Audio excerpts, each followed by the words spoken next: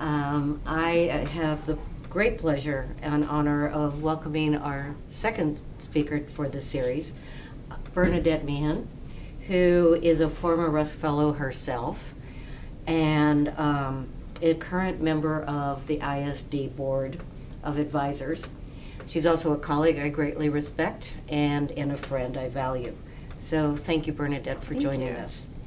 Bernadette is currently the Chief International Officer at the Obama Foundation, following a 13-year career with the U.S. Foreign Service. As a career FSO, she served in Dubai, Baghdad, and Bogota. In 2007, she was selected as a Powell Fellow and recognized as one of 12 of the most promising leaders in the Department of State.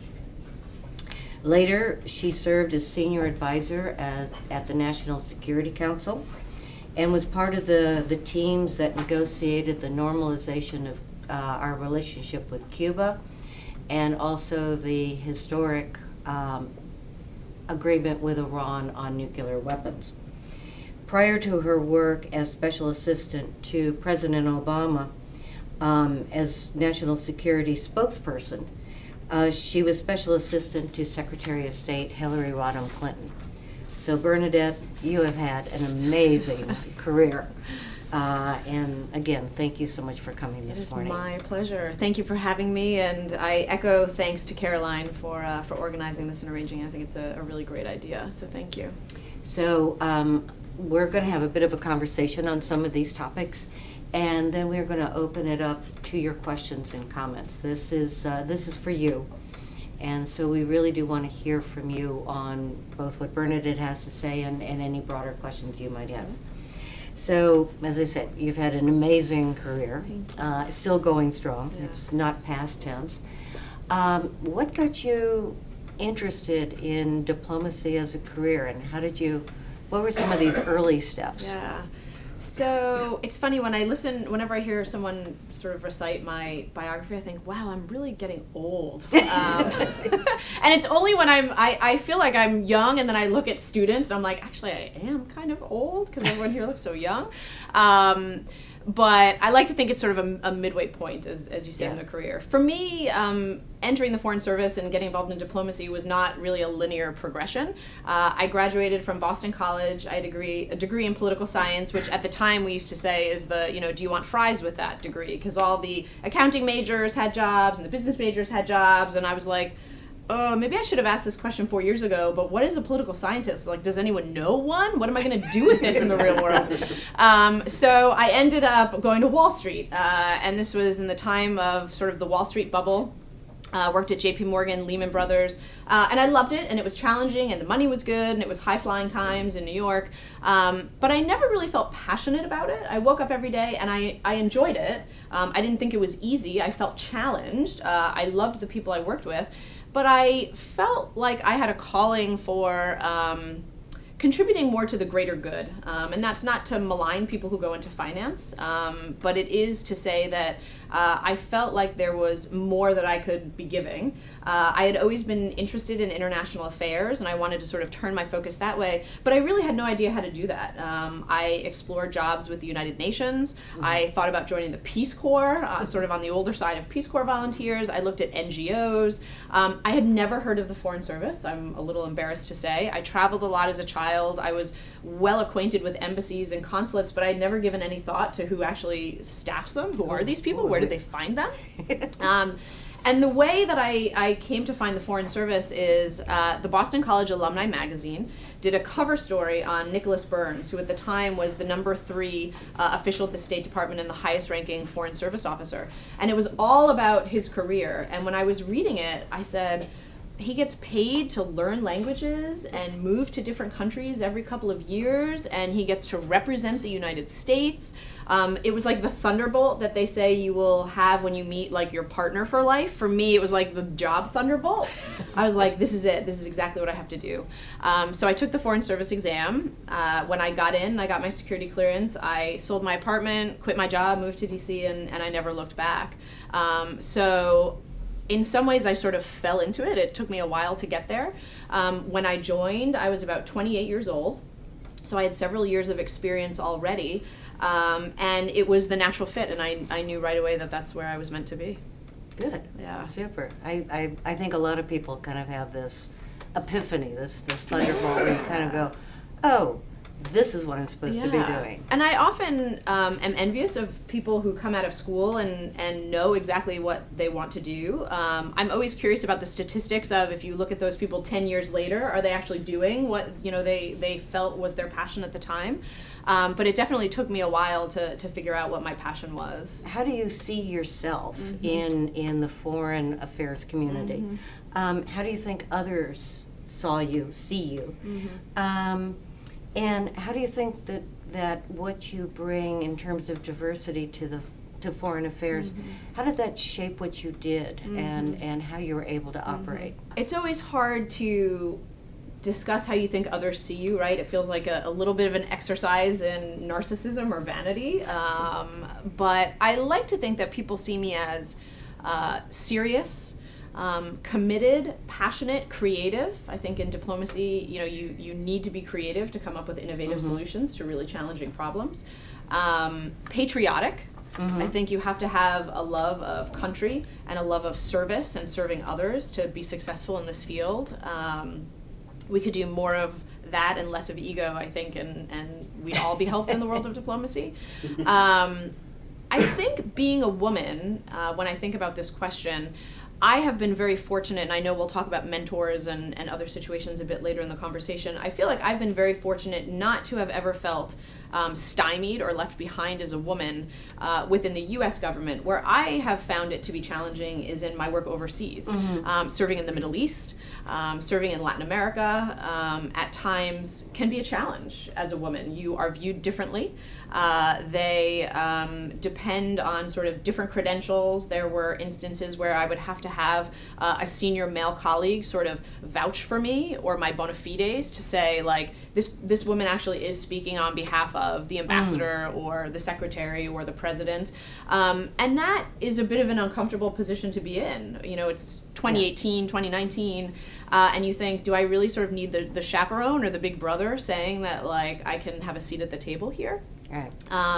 But it's also a learning experience, I think, for me as a diplomat, and we would always look at it as part of our job to sort of open the eyes in some cases to interlocutors. Secretary Clinton was always fond of saying this. If you are leaving behind half of your population, how are you going to expand your economy? How are you going to be a player in the world? And I as a woman was sort of a living embodiment of that example in a lot of these instances.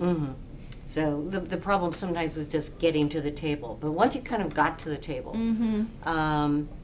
did it then start working better? And what kind of support, or sometimes lack of support, did you get from your own colleagues? Yeah.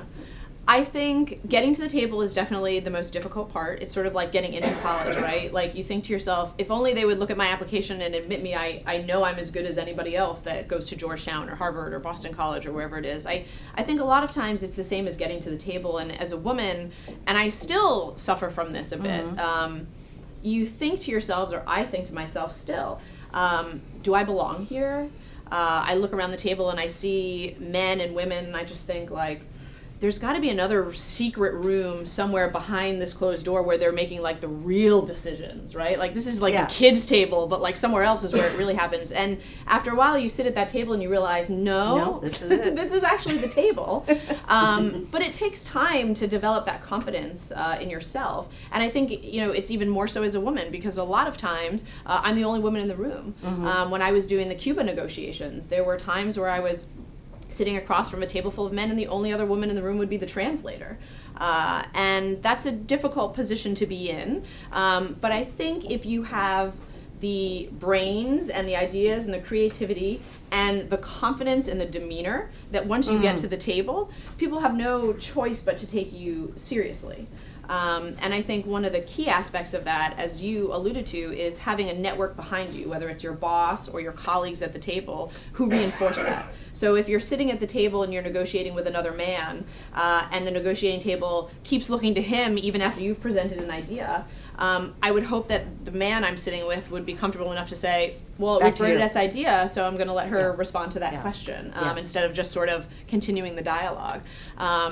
So it takes a lot of people, I think, to help advance women, minorities, people who aren't sort of the traditional face of diplomacy.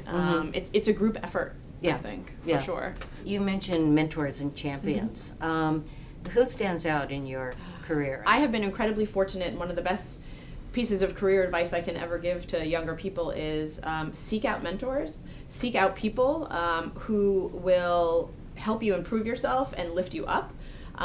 This is very different than sort of hitching your wagon to an individual. There are people who do that, and sometimes it works well for them. Sometimes it doesn't, because you're essentially attaching your career and your reputation to one other person. So I think it's better to find people who will work with you behind the scenes and are trusted voices. I've been fortunate to have those people at every single stage in my career, and there is 0% chance I would be where I am without other people lifting me up. When I think about that question, sadly, in the first part of my Foreign Service career, almost every person I come up with is a man. The reason I find it a little disappointing to come up with that answer is because all of my bosses in my early jobs were men. There were no women who were my direct supervisor even at mid-levels, and certainly not at senior levels. They're not there, so they can't mentor. They weren't there, so they couldn't mentor. It's not that the men were not great, because, again, I was incredibly lucky to have extraordinarily capable, caring bosses and mentors, but it was just a lack of senior women to turn to. That changed as I became more senior and was exposed to sort of more opportunities. And one of the things that I've realized is it's really important to create mentorships and supportive networks among your peers also. And I know with your incredible esteemed generation of female diplomats, there are dinner groups and, you know, organizations that are sort of informal clubs where you rely on each other for advice.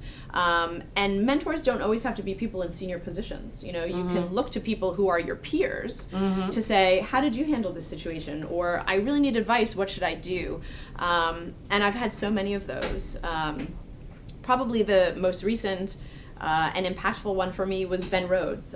He was the Deputy National Security Advisor at the White House, and when I was going through crises of confidence at the White House, you know, sitting in the White House Situation Room or in the Oval Office, Ben Rhodes, to his credit, was always the person that would sort of like literally sometimes grab me by the shoulders and shake me and say, like, you have earned a seat at the table. Like, every idea you put forward is equal, if not better, to anything that you're hearing in there. And you can't be shaken because you're a woman or because you're younger.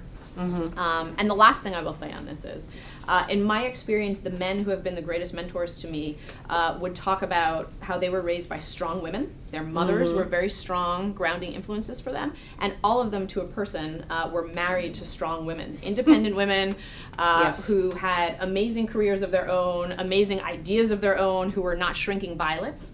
And so I think when we grapple with issues of diversity among the sexes in particular, we need to focus not just on uplifting and sort of teaching women the right mindset, but empowering men to be supportive of women. Mentoring is, sometimes it feels like a very strange formal word, and I would encourage people not to think of, you know, like it. Right? Like, it's not like you have to sort of go out and say, like, will you be my mentor? Let's fill out a form or a contract. It sounds always to me like, will you be my Valentine? Yeah, will you be my it's such mentor? like a formal thing. I try to spend a lot of time working with young people, and by that I mean I set aside a certain amount of time on my calendar every month, and my assistant knows this, that it's preserved time, and sometimes it gets used and sometimes it doesn't, but for young people who reach out. I have a special affinity for folks who went to Boston College. This is my university, right? And so I encourage everyone who's here at Georgetown, use your alumni networks, right? Like, that's an automatic connection that you have with someone. So in the sense, when you're cold calling, it's not so much of a cold call because there's, in theory, a tie. And when you go to a great Jesuit institution, like Boston College or Georgetown, there is in theory this ethos of service to others, reaching back behind you and offering others opportunities that you have been given. And so, using that bond of a common university, I think is a great way to get a foot in the door. And I do that with all the students from Boston College who reach out. Finding people who are sort of like, this is the 6 degrees of separation. Use your network to get to people. Anything that you can do to make it not sort of a cold call.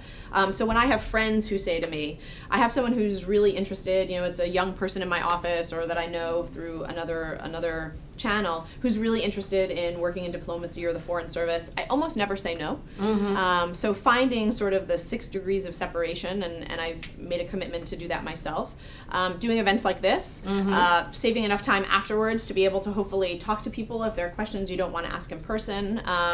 It's basically carving out the time and making a commitment, and I try to do that and remember that I would never be where I am mm-hmm. if people hadn't done that for me, basically. Yeah. You talked about, you had some good champions and mentors and allies who, if they started talking to the guy at the table, they would sort of push them back to where they should be. But sometimes we've each had situations where mm-hmm. It's a little bit more unpleasant. Mm-hmm. It doesn't correct it. Mm-hmm. You don't have somebody to help mm-hmm. you correct it. How do you manage this? What tools, both within yourself mm-hmm. And perhaps what tools more broadly institutionally, did you draw on in those situations that I'm not going to get all the way up to a Me Too, I hope, but were a little bit more unpleasant, a little bit more difficult. Yeah. I know that I talked to a lot of students who, how do I handle it mm-hmm. when? Mm-hmm. And mm-hmm. so what are some of the things that you've learned on how to handle these things, and then what are some of the external tools that you would also draw on? Yeah. So this is a hard. I hope you don't have too many examples. Yeah, it's a hard question. Yeah. I think the answer changes over time for a couple of obvious reasons. When you're younger or more junior in a position, it's much more difficult. When you're dealing with someone who is more senior and puts you in an uncomfortable position because you worry about things like, will they believe me over this person? Mm-hmm. Or am I sort of torpedoing my career because I haven't been around long enough to have a reputation that stands up to whatever mm-hmm. this is? I often tell people there's no shame, first of all, in venting. There were a couple of instances, and I sort of laugh about it now, maybe it's embarrassing, where, and Ben Rhodes and other people I worked with would say this, if it was a particularly horrible situation and after a meeting people would say, well, where's Bernadette? And he'd be like, check the bathroom. And I'd be like, crying in a stall somewhere. Sometimes you need a way to vent, whether that's literally screaming into a paper bag, cry, you need to find an outlet. And I often find that finding an outlet in the old sort of everything I need to know I learned in kindergarten, count to 10 before you respond. Sometimes you need to do that. Now, obviously, there are circumstances that are more extreme and we're not talking about those, but when you feel like you've not been listened to in a meeting or someone has sort of brushed you aside because you're young or you're a woman or you're a minority, whatever the case may be.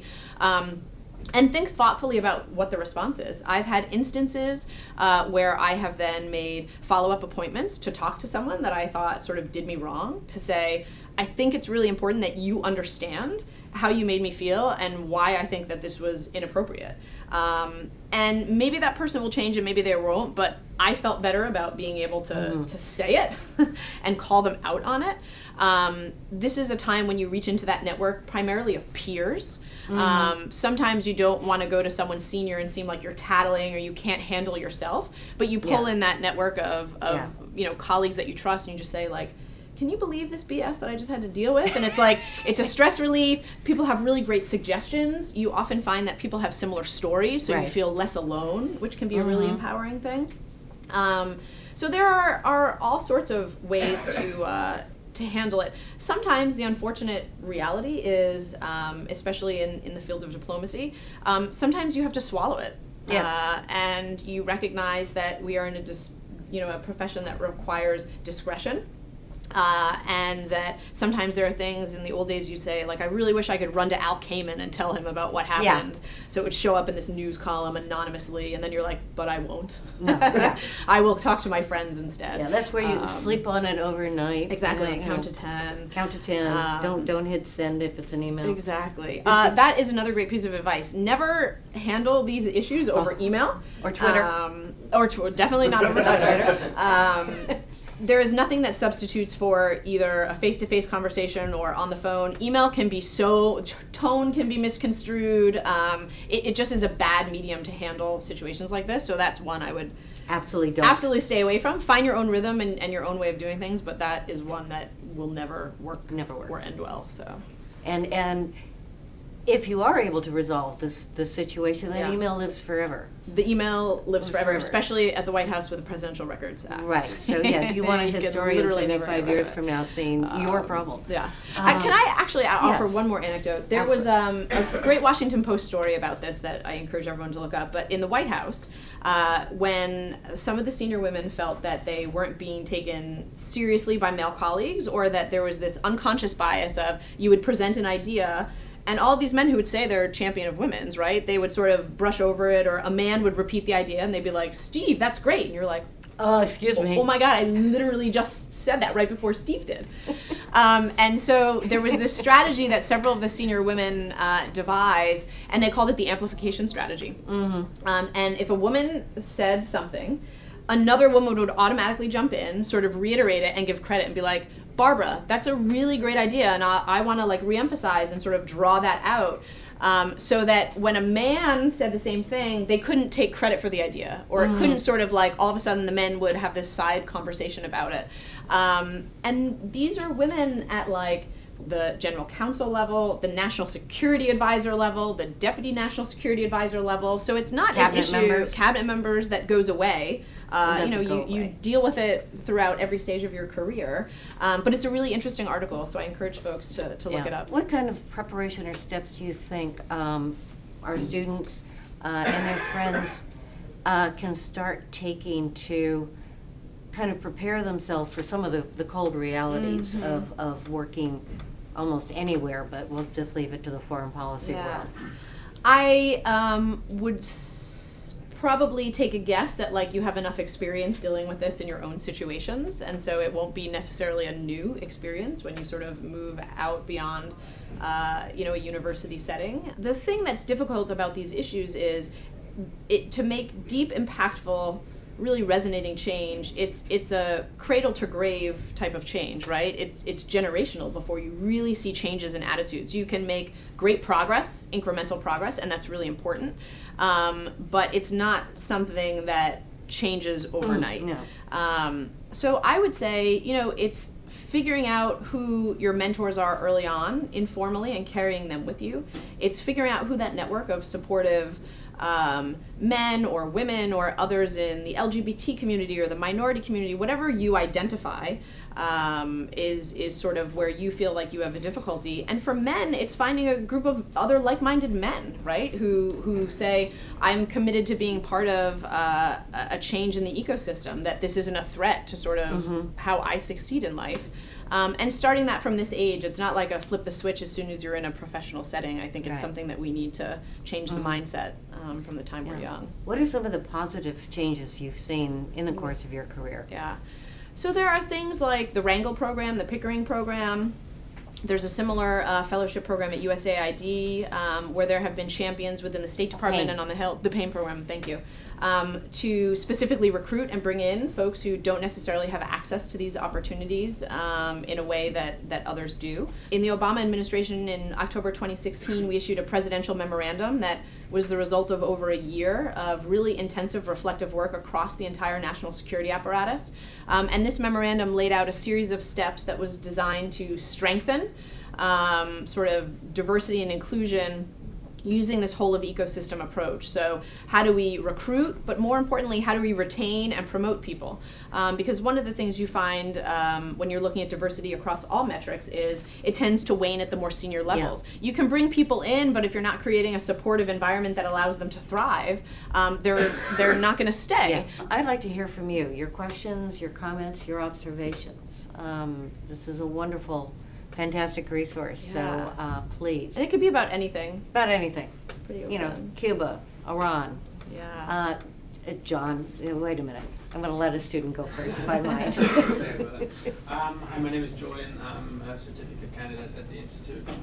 And I had the chance to take one of Ambassador's Walsh class last semester, yeah. Who was responsible for the JCPOA. Mm-hmm. And one of the questions that came up at the end of the semester, and I'd like to ask you the same question, is if you worked so closely for one administration, you stood so passionately mm-hmm. for a policy approach the administration has advocated, like what does it do to you personally to see another new administration coming in and basically standing opposed to everything an administration has fought for in the beginning, like in previous terms? Yeah. What does it do to you as a career foreign service officer, yeah. and also somebody who has decided to leave the foreign service yeah. and continue to work for the yeah. man who was president yeah, before? It's a great question, and I should say the other thing whenever someone reads my biography, I'm like, look at all these things I did that are getting dismantled. Yeah. So it's... The former Iran deal, the former Cuba, relations. Yeah. Paris Accords, TPP. It's incredibly difficult. I will start by saying it's an incredibly personal response, right? You're going to get, there may be common threads among responses, but for everyone it's a different reaction and a different way of thinking through it. I came into the Foreign Service under George W. Bush.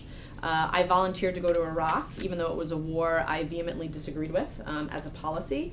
But I made the decision to do it because I felt that if I was going to become a leader in the State Department 10, 20 years from when I started, how could I send other people off to war if I wasn't willing to do it myself?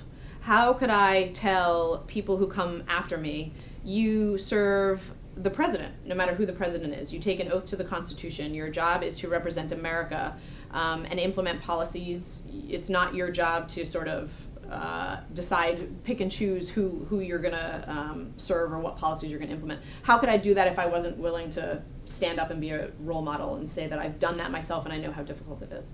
So I say that to give you the grounding that I feel like I have been there before, where I've implemented policies and been part of policies I didn't agree with. For me personally, the Trump administration was a bridge too far. I did not feel that I could credibly, having been the public face for a time of the national security part of the Obama administration, I did not feel that I could credibly continue with my career under the Trump administration. The dismantling, to me, of policies was very difficult, but that's a natural evolution in a democratic society. When you have Democrats and Republicans come in, there's always going to be sort of an unwinding of things. That's natural. And I accept that, even if it disappoints me on a personal level. It's not my job to carry that over. For me, the bridge that was too far was sort of the moral and ethical stance of this administration.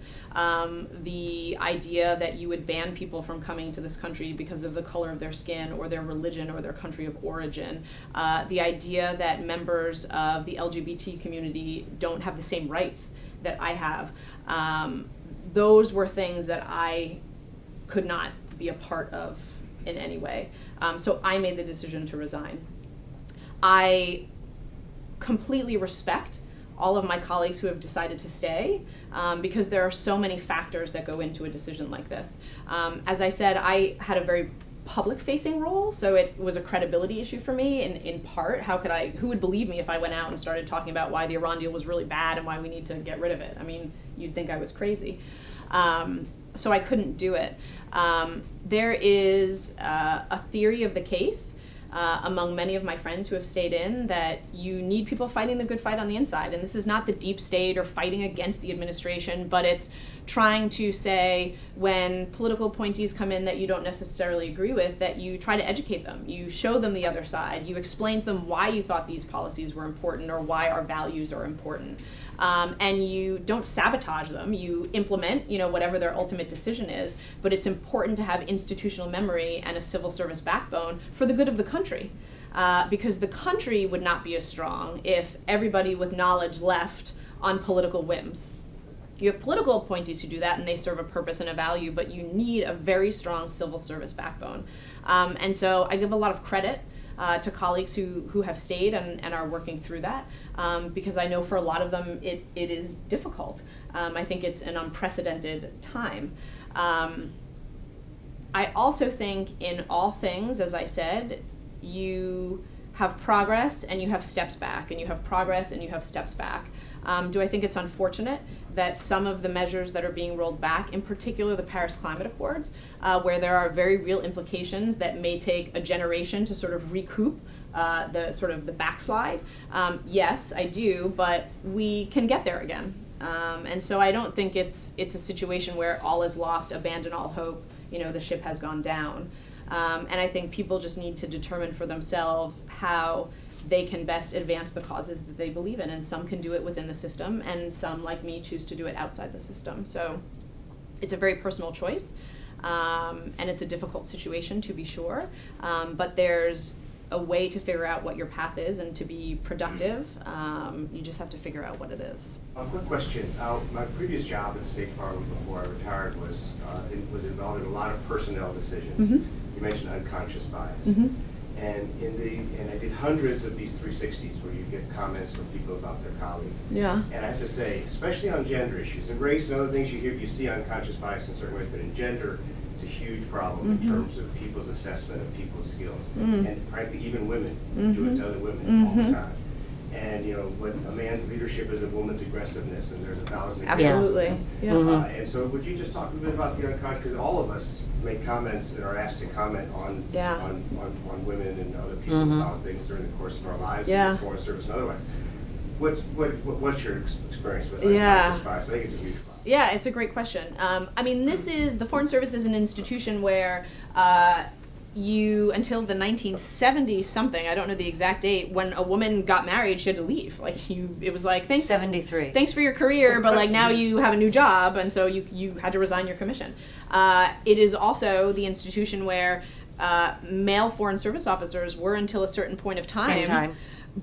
Part of their evaluation was how your wife executed hospitality duties. That was part of your path to promotion, was how your wife sort of performed.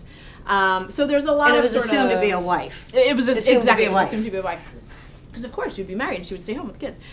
So there's a lot of sort of entrenched history here. You raise an interesting point, and this is, for me, I found this more when I was on Wall Street than in the Foreign Service.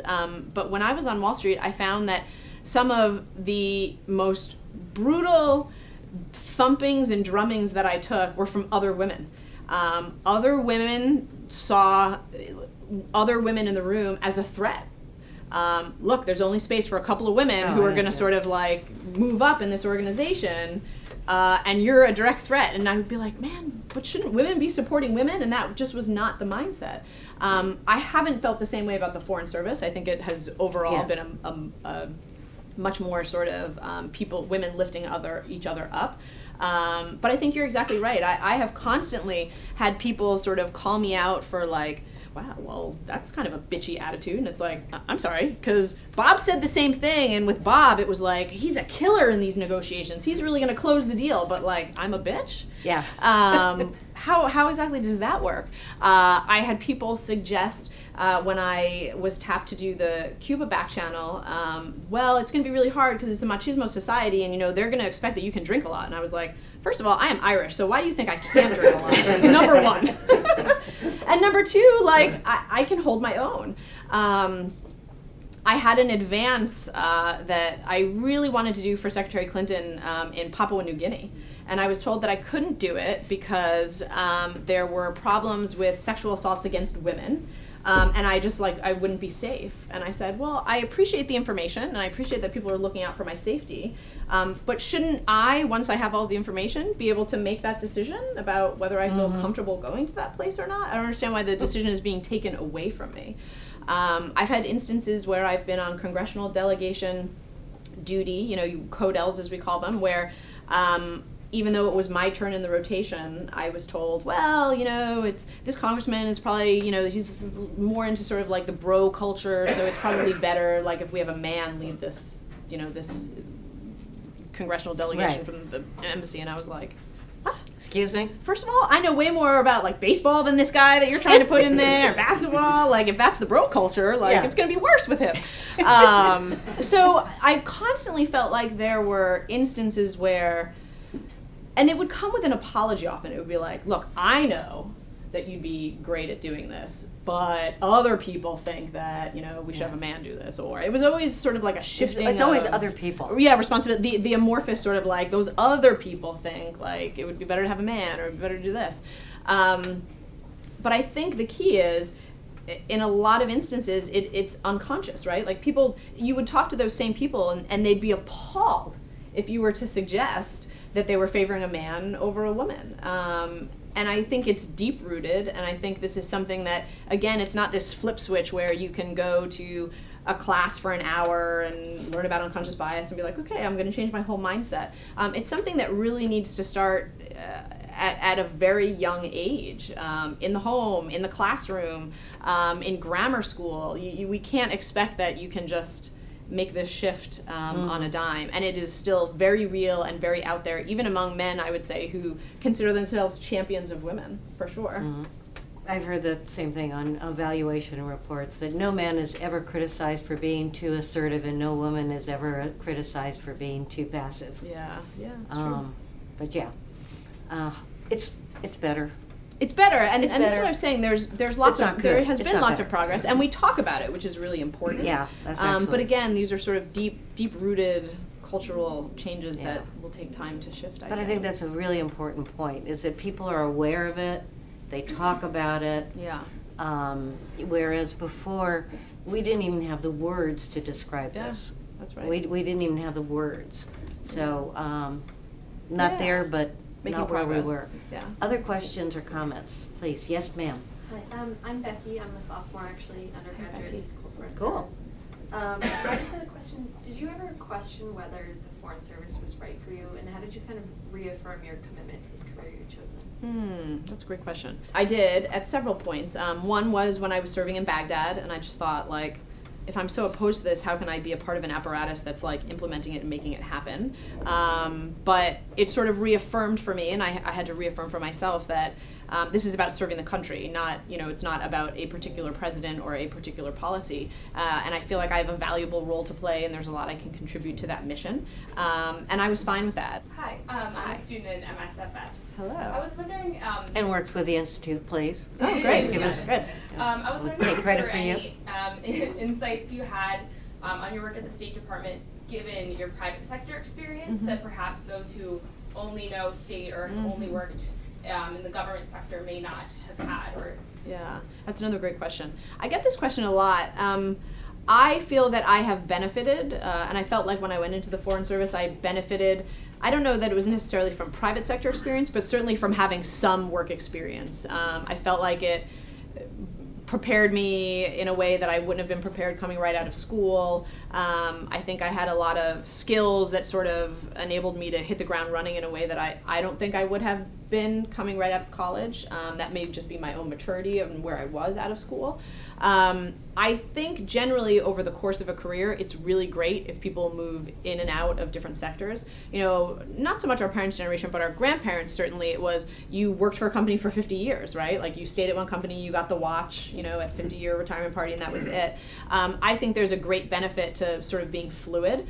And the private sector, the nonprofit sector, the government sector, I think you're stronger if you have experience in at least 2 of those areas. I don't know that it matters what the order is, to be honest. But there are a lot of things that are great about the private sector that stink in government, and there are a lot of things that are great about government that you wish they could do in the private sector, but you never know those unless you've seen both sides of it. So I think it's really great to consider moving in and out at some point in your career.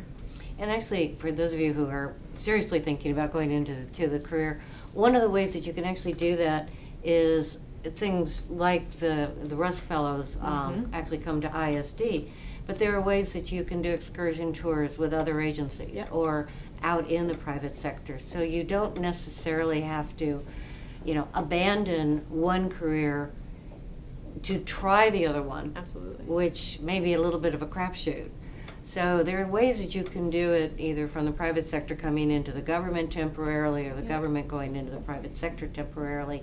So you can test it before you make some life decision, which may be, turns out, oops, I actually do like it in the government, or oops, I actually do like it in the private sector. So there's very creative ways that you can do that too. And also it's a lot of fun, like you want to be creative and you want to try new things, and I always encourage people to just do different things and sort of follow your passion. I think one of the worst traps that people fall into is sort of trying to plot out what their career or their life is. It's like, I want to be an ambassador, like Ambassador Bodine, and to get there, this is every step I'm going to take. Every single job that I've had, a year before I had it, I would have been like, that's crazy. What do you mean I'm going to be in Baghdad? Or like, Secretary Clinton's going to know my name? Like, what do you mean? I'm going to sit in the Oval Office? Like, every single thing was something that I never could have planned out in my wildest dreams. And it was either because of luck, can't discount luck in your career, mentors and people who looked out for me and gave me opportunities I never would have thought necessarily myself worthy of at the time, and this serendipity and sort of the combination of all of them. And all of a sudden you end up in this place and you're sitting in the Oval Office or you're an ambassador in Yemen and you're just thinking like, how'd this happen? I never could have planned this, right? So don't focus too much on planning out a path. Oh yeah, I have seen people who, 1 year plan, 5 year plan, 10-year plan. That is the most worthless exercise you have ever done, or the most self-limiting one. Exactly. It hurts you in the end if you have this cabined idea of how to succeed, I think. That's not to say you shouldn't have like a general theory of the case and just be like, someday I'll just be president because it'll happen. It's like, okay, well, no, maybe we should refine that one a little bit. But there is building a package, but you don't necessarily know quite where or quite how. But yes. Yes, sir. Hi, I'm Terrell Walker, second year Master's student in Asian Studies. Great. I wanted to ask you this question as someone who's had experience both within government and outside engaged in international affairs. You mentioned Wrangell and Pickering, but I wanted to ask you, what are some other ways we can get people of color, women, LGBTQ, people engaged in foreign affairs at a younger age, in high school, or particularly how do we get people of color invested in regions unrelated to their heritage? How do we get black people like me invested in Asia? How do we get Asian Americans invested in Africa, et cetera? Yeah. It's a great point, and it's a huge problem. This is one of the reasons Susan Rice, who was the former National Security Advisor under President Obama in the second term, was a huge driver of this diversity and sort of inclusion study that I was alluding to that resulted in the presidential memo, because she recognized when she looked around at the National Security Council staff that it was overwhelmingly white. There's a good, healthy mix of females in the mix, so it wasn't as much of a gender issue as it was just like, wow, this is like, we all look the same. And again, this is a generational change, right? It's not, you can't just like pluck people out, sort of, you have to sort of build it up, as you were saying. I think there are sort of a general philosophy, I would say, is, sort of 3 steps. One is, really observing and seeing when you're in a university or you're in an organization or wherever you are, what is the culture there? Why is it the way it is if it's overly white or everybody's straight and they would never think of hiring an LGBTQ person, whatever the diversity deficit is. Observe and question and understand, right? Because if you're going to get to sort of the root cause of what it is, you need to understand what the root cause is. So really observing. The second is really questioning things.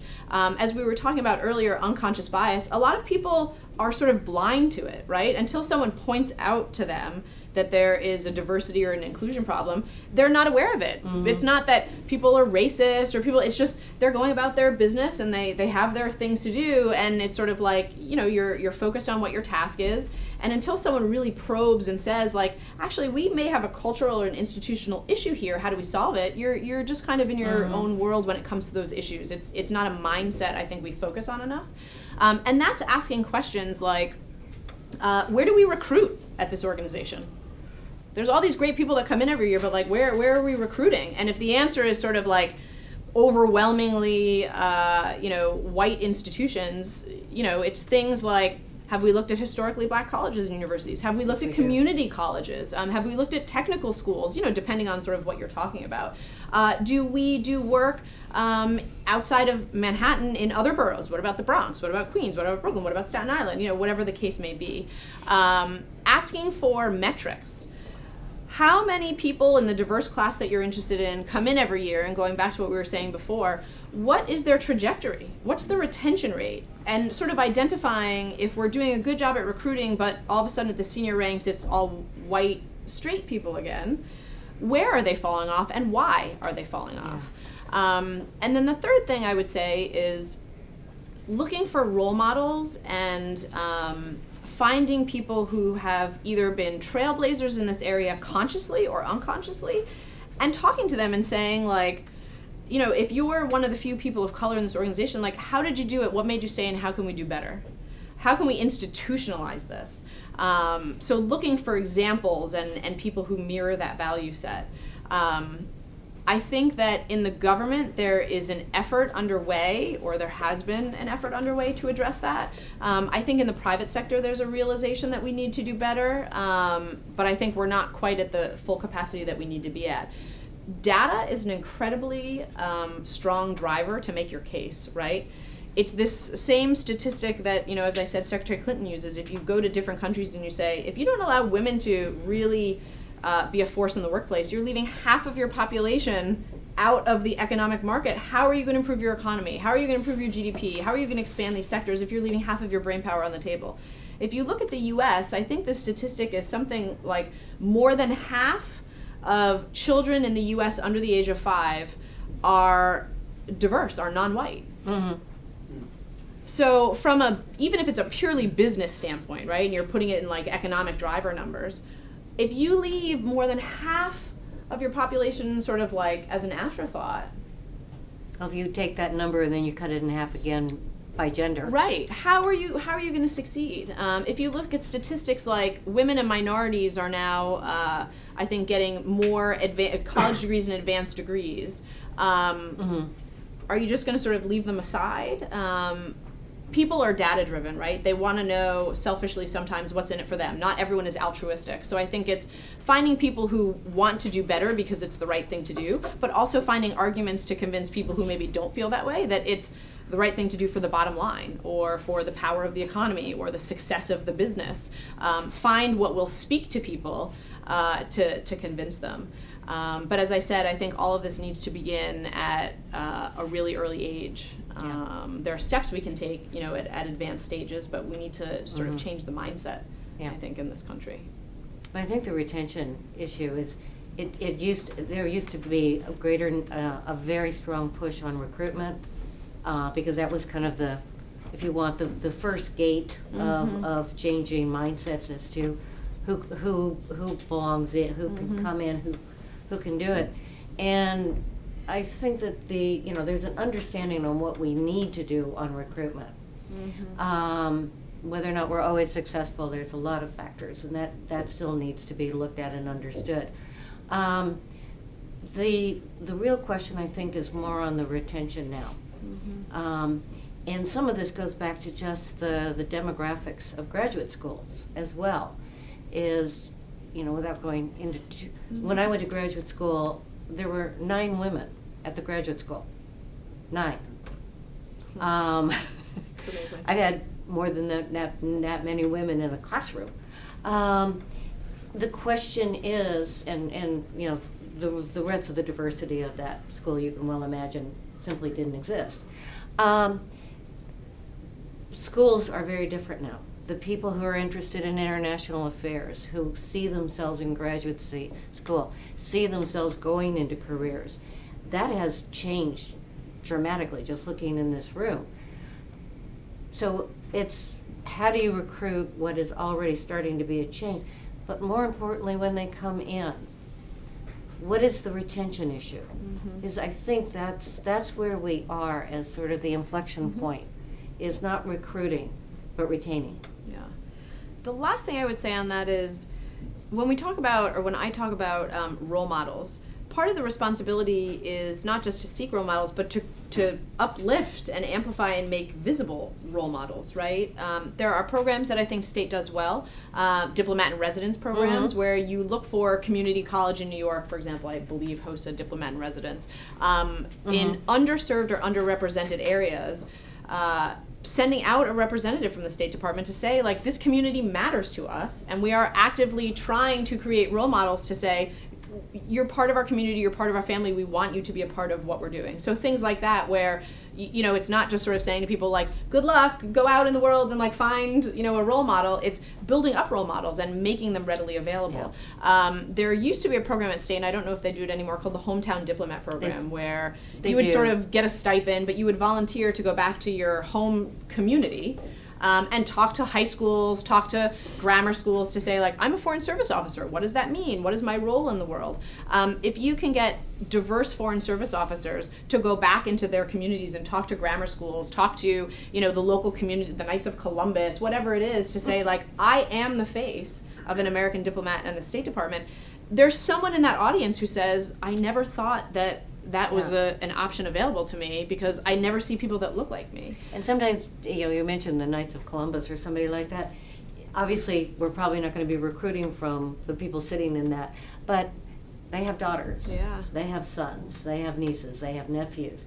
And so some of it is, you know, the next time they have Thanksgiving, there's this, I heard this most interesting thing. Yeah, absolutely. And, you know, I know you like foreign affairs. Have you ever thought about this? Yeah.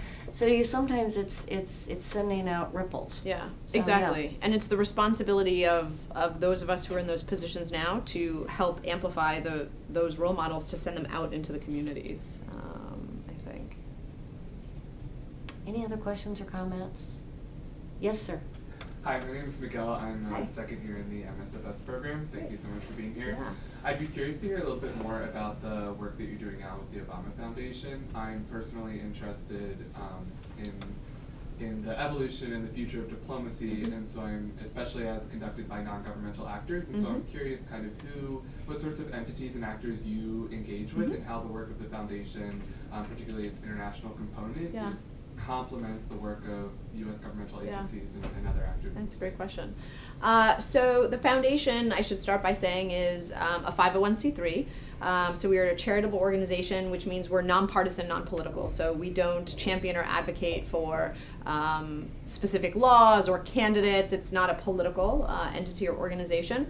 The President and Mrs. Obama have decided that their focus as citizens, they say, is to develop, train, get ready the next generation of emerging leaders. And that's issues agnostic. So it's not taking a stake on a particular issue, but no matter what you want to do to change your community for the better, we want to help lift you up and empower you to do it. The approach that we take, in particular on the international side, is similar to what we championed under the administration, and that is a whole of ecosystem approach. So making the case that people from government need to work with people from civil society, need to work with people from the private sector. In many parts of the world, as you can imagine, if you're a member of the government, you think, you know, civil service is the opposition and they're always trying to unseat us, and like we don't trust those people. Or if you're in civil service, you think, well, the government's always corrupt and you have to bribe them and there's no transparency, we shouldn't even bother. And then in some parts of the world, you know, if you're in the private sector, it's just, we're here to make money, so just like leave us out of your whole, like, let's do good things project. So the idea is to try and change the mindset and help young people understand that, you know, no matter what segment of the society you're working in, that you need to work together to create positive change. Along the lines of the question that you asked, one of the things that we put a focus on is engaging members of unrepresented communities.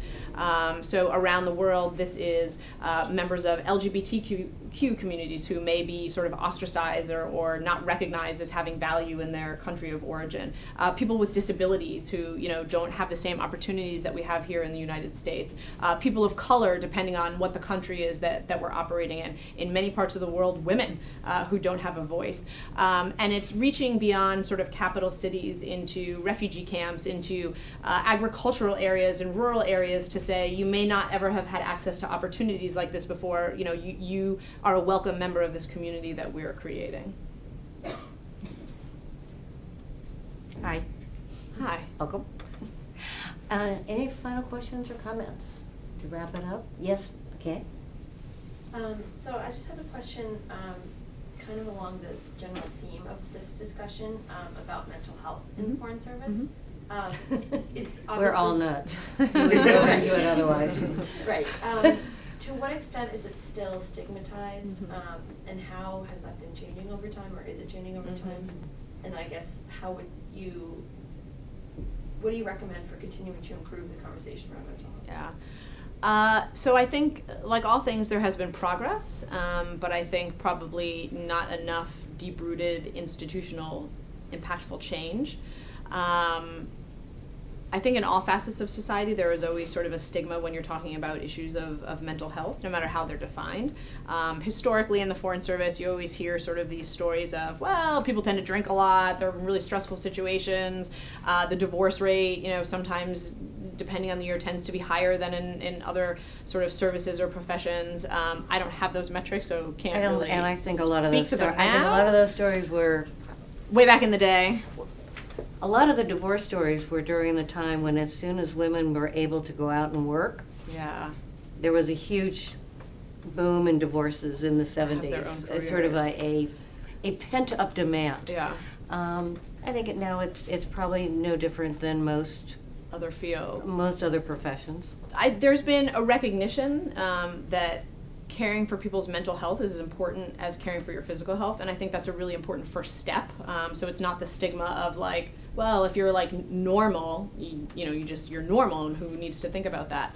So I think that's been an important recognition that the department and other departments have made. When I came back from Iraq, for example, you were forced to go through a day of sort of reflection. You had to talk to a counselor, to ensure that even if you thought that you were fine, that you understood, what are the symptoms of PTSD, what are you looking for in terms of the effects of trauma and how that might affect sort of reintegrating into your family and back into life here. So I think, again, there have been small steps made. Do I think it's been sort of a focus area that has gotten all of the attention that it probably should? No, is the answer. I want to add on to that because I think the Foreign Service is actually been doing well for quite some time. There is part of our medical office, and many of our almost every embassy either has its own American doctor. Sometimes it's a nurse. Kind of depends a little bit about what the quality of healthcare is outside the embassy walls. And there are regional psychiatrists that will also work with people, and this predates Iraq and Afghanistan. It is not PTSD driven or dependent. There has been a recognition for decades that it's a high stress job, that you don't have access to the same sort of counseling, intervention, support that you would have if you were at home. And so psychiatric and psychiatric social work support have been a part of embassies around the world for going comfortably back into mine. And having a mental health issue beyond the PTSD, which is what everyone focuses on, and there's a lot of things beyond PTSD, is not grounds to deny your security clearance. It's not grounds to lose security clearance. But like anything else, it's a question of how it's handled, how it's treated, how you're dealing with it. And so it's still something that people don't talk about, but people don't generally walk around and say, hey, by the way, I have diabetes, or my thyroid doesn't work, So there, it's a personal issue, it's a medical issue. But the State Department is staffed and does work on those issues, and also with families. Now, sometimes we have crises. I've had to send people home from embassies, but there's also just people who are managing a regular mental health issue, and it's under control. It's being managed. Okay. Crises, we deal with a mental health crisis the same way we would deal with a physical health crisis, and we do try to provide the support and intervention.